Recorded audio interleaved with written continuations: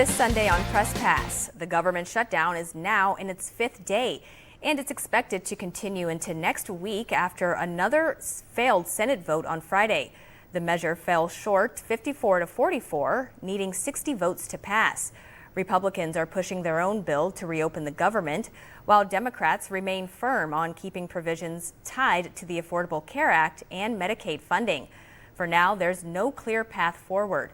The Senate is set to return Monday, but the House has canceled all votes for the week and is not expected back in Washington until October 14th. So here with more on where this shutdown stands, retired professor of political science from Baldwin-Wallace University, Dr. Tom Sutton. Dr. Sutton, thank you for joining me this morning.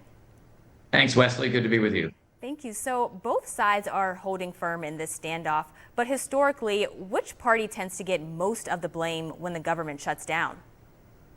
It really depends, Wesley. There's certainly the Republicans are trying to blame the Democrats for being the ones that are holding up the budget on this vote. And Democrats are saying until action is taken to preserve the subsidies for Affordable Care Act is set to expire at the end of this year and to change the cuts to Medicaid that were in the big, beautiful bill that passed earlier, that they're going to hold firm. The last time we saw a long shutdown was 2018, 2019, the longest since 1980. We had 34 days of shutdown. That's when the Democrats were the majority in the House, and they did extract the administration backed off on what was then funding for the wall with Mexico, the immigration control issue. What will happen now? Part of this may be that Republicans are starting to see from their constituents that they are also relying on some of this Medicaid money, and there may be some potential for compromise on the Senate side that could then push the House to compromise as well. And from the threat of firings and mass layoffs to a number of federal agencies putting out messages blaming Democratic senators for the shutdown, how are departments handling this shutdown differently from what they've done in the past? Well, this one is a little bit more dramatic because we've already seen several 100,000 federal workers being let go or retired due to the actions of DOGE earlier this year. And the anticipation is that Russ Vought, the head of the Office of Management and Budget, is going to use this opportunity to cut the federal workforce even further. The military, 2 million, are working without pay at this point, but still have to report to work. That includes that National Guard that we've heard about going to Chicago and other cities. National parks are closed, but if you can get through on the road, you may be able to go to places like the Cuyahoga Valley Park, but there will not be any park rangers. If there are any there, they're working without pay, as are workers throughout the federal government. The only exception to this are Medicare, Medicaid, Social Security payments will continue because those are automatic and do not expire regardless of the budget year. There are some civil servants who are supposed to be nonpartisan. They're being encouraged to put the messages out there as well. Does this bode well for the current state of our politics in Washington? No, it doesn't. The civil service has always intended to be nonpartisan ever since the passage of the Pendleton Act in 1883, separate, professional, merit-based. But now where you have these messages that people receive when they call one of the departments and it's saying, the Democrats are the reason why I can't answer my phone. I will get back to you if the Democrats relent on this budget impasse. That is partisanship injected into the civil service.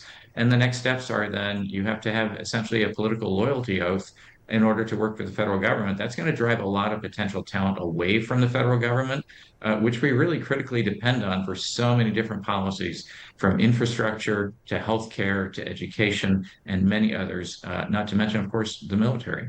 And Dr. Sutton, 2 Democrats and 1 independent senator voted with Republicans in supporting that GOP-backed government funding bill. Have you noticed any progress or attempts at negotiating to end this shutdown in the 5 days since it started? It sounds as if there are some quiet conversations happening with what might be considered a few more moderate Republicans who see the potential danger in their states to this continued shutdown and seeing ways that they might convince their brethren to relent on, for instance, extending the subsidies for the Affordable Care Act. That kind of thing is what I think will then bring enough Democrats over. They need 5 more in order to get that 60-vote supermajority to get it through the Senate. And just a final question before I let you go here. What kind of impact could a prolonged shutdown have on the economy that's already feeling the impact of tariffs and the trade war? It will have an impact of likely billions of dollars in economic loss, just the net loss. We already know, for instance, that the weekly unemployment numbers that are issued by the Bureau of Labor Statistics were not issued because there's nobody there to do it.